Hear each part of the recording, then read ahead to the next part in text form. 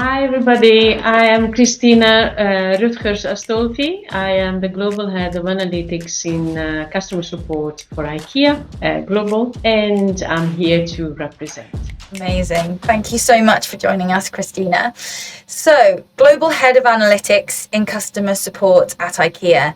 What does an average day look like for you? Well, I don't know if this is an average day for Global Head of Analytics, but it's certainly for Global Head of Analytics with also very busy family life. I usually start at 6 6 a.m. in the morning because I really like to have a look into my day, how the prioritization need to be very, very intentional for the day and for the week. And so that's how I usually start. And then I have my moment with my daughter, breakfast with her, bringing her to school. I cherish this moment. I always do it every day. And then I really start when I come back from school, then I start looking into what customers are saying. 30 minutes, cup of coffee. I believe strongly in listening to the voice of the customer. So I virtually go through globally through around all the IKEA stores, trying to getting a glimpse of what customers are saying. So that's how I start my day. And then obviously we have quite a lot of reviews and discussions about insights, about the data that we have. Discussions with the digital team in IKEA, discussion with the countries, discussion with and looking into the data and how could we then make improvements to our processes and products always with the customer support team and across that. And then I usually every day I also take the time to talk to my team, have one-on-ones with them. That's the other part of my work that I like so much. Is about somehow having the feeling that I am part of their helping them grow and be part of their helping them achieve their career aspiration. So that's a little bit how my day looks like. Thank you, that's really helpful. And before we jump into what you're working on at IKEA, I'd like to dive into your experience. I have done a little bit of LinkedIn stalking, and I could see that before you were at IKEA, you were at HP for over 20 years. Mm-hmm. So what were your biggest learnings staying and growing within one company for so long? Because that's quite rare now. A lot of people jump from job to job after 2-3 years. I think I was very fortunate to work for a company like HP. I've always been very interested in the technology sector. And I think HP is an iconic company, and I had really lots of opportunities to grow. And the technology in the past 20 years it's been a fantastic sector, a very fascinating sector. And so, I mean, there was not one day I was feeling like bored. There was only new things coming up. And for someone like me, that was really the perfect place to grow. And it was also a very good place with good values where I could find myself.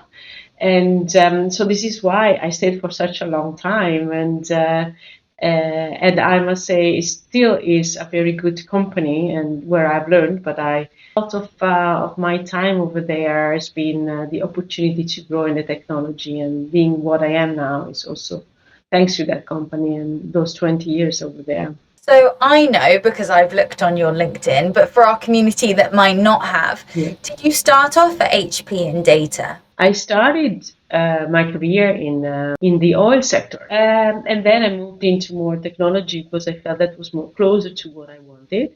And I did many things in HP. We were just starting with the internet.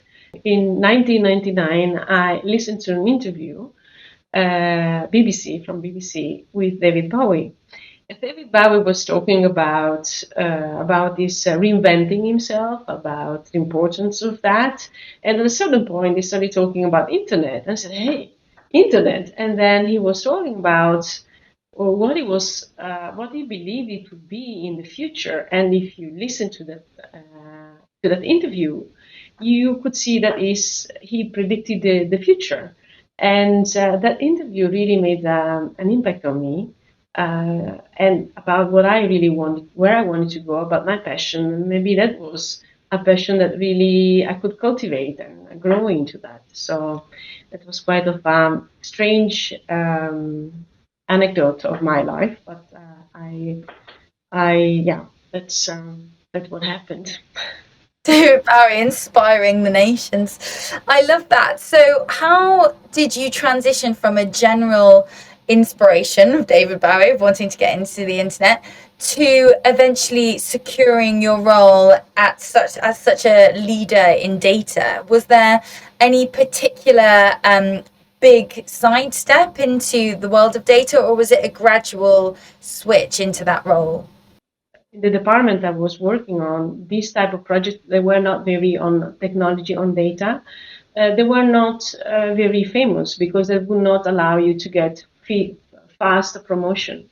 So whenever there was a small project, but that was related to technology, I would say, "Ah, do it." So that allowed me to work on a global teams. So I learned a lot just by being part of the team, by just by listening, and then I grew. You grow by itself. If you are curious and you want to learn, then you grow into your role, and your time will come. And you need to also to be a little bit lucky to have then these opportunities and grab them. So it's a mix of curiosity and momentum. I have seen a pattern with interviewing very ambitious technical female leaders is that they all seem to have a pattern of having been very hard on themselves in their early career and actually finding that feedback and criticism quite difficult. What advice do you have to our community who might not take feedback that easily?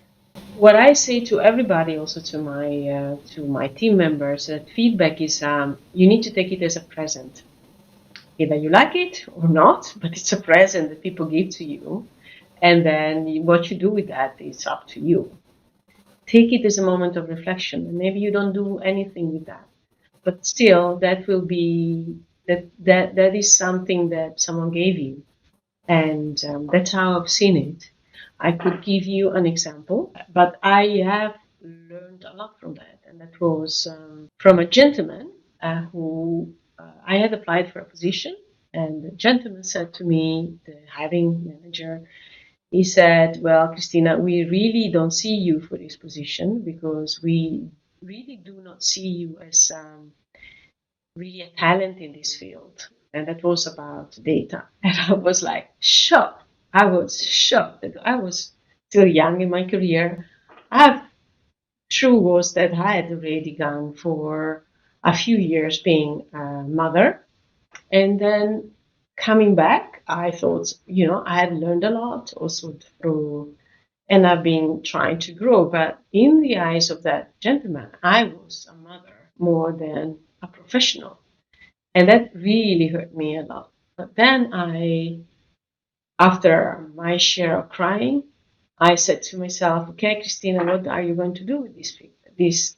This man is seeing you like that. Maybe others are seeing you like that. So what are you going to do about that?" And what I did was really to reflect on that. And that's when I also thought I need to be myself more out there, be more vocal about my passion, take on projects that are related to that and that will help me grow in that and will make me an expert in that role. So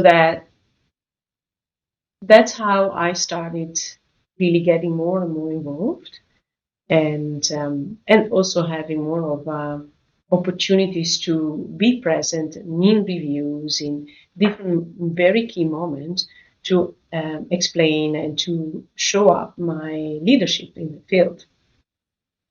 That's so interesting. Thank you so much for sharing that. Because a large proportion of our community are mothers, or they are career switchers who are retraining after maternity leave. And it's interesting that man's comment in that he obviously saw your personal brand as a mother over an expert. And that's a really interesting point. Do you think growing, as well as growing your personal brand in reading and putting your voice out there, becoming the expert in your field, what else can women do who are potentially coming back off maternity leave and wanting to really rebuild their professional respect, if you like? I think it goes back to believing in yourself. That's the first thing. You need to believe in yourself. And when you come back from maternity leave, you physically and emotionally, you are very uh,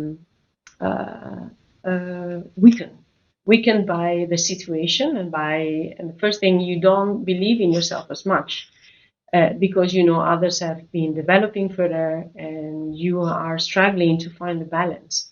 So it is very important that first of all you start believing in yourself and say I can do it. That you feel comfortable with the choices that you make because there are brutal choices that you need to make and this is the same for everybody, independent of the sector. Because you believe in yourself, then speaking up and being in those reviews, making sure you're there, making sure you are at the table, sitting at the table and not behind. That you deserve, you deserve to be part of that conversation because you know things, because you are capable. And you've mentioned there making sure that you show up and sitting at the table, but that's a lot easier said than done when you've got 4 kids wreaking havoc at home. So, what advice do you have for women who may not even necessarily be mothers, but might have family commitments or very busy personal lives and have a lot of plates to spin at once? Yeah, I believe it. There are moments in your life where you need to take really decisions, and I have worked part time for 10 days for 10 years. I'm sorry. I knew I could not manage both the situation. I could not work full time with 3 small kids. They were very, very small. I didn't have, my husband didn't want to make commitments to share the workload as much as maybe it was needed.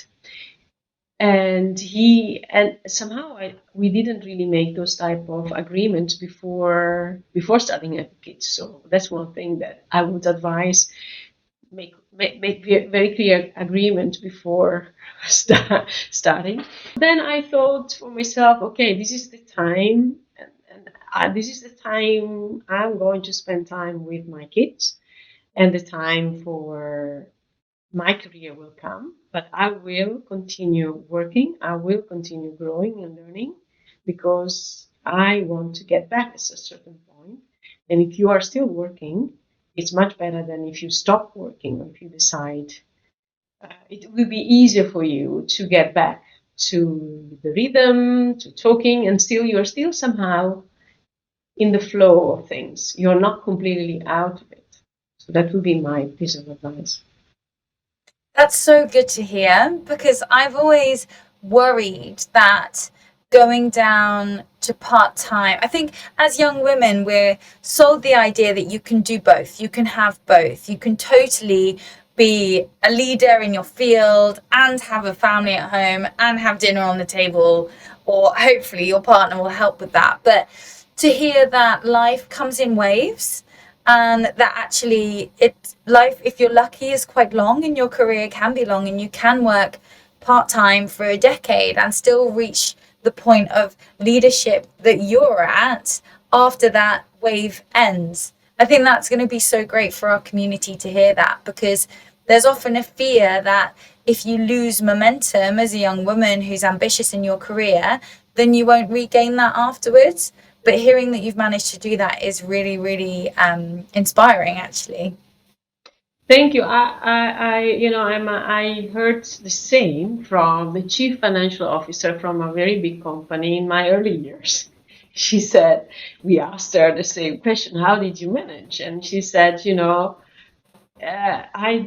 said, I don't believe you can be both fully in your career and still bringing up your children. There, you need to be generous and understand when it's the time for each other. And at a certain point, there will be your time where you need to have a good conversation with your partner.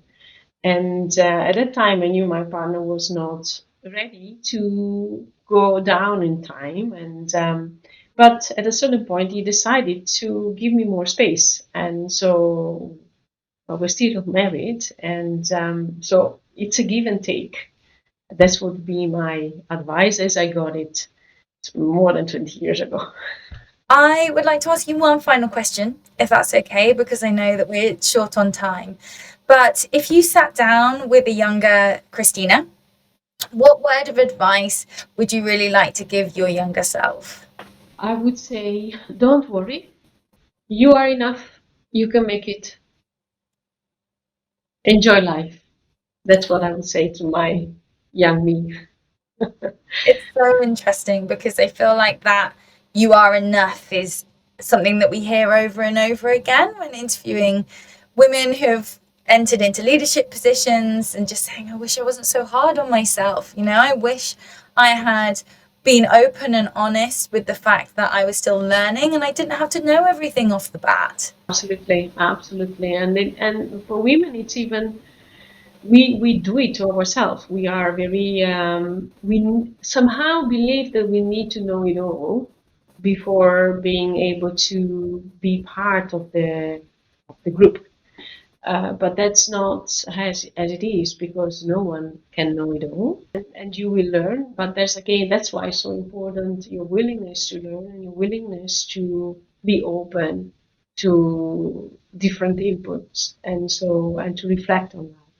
Oh, Christina, thank you so much. It's been such Thank a pleasure you. to speak to you. I could sit and talk to you all Emma. day, but I know that you're incredibly busy.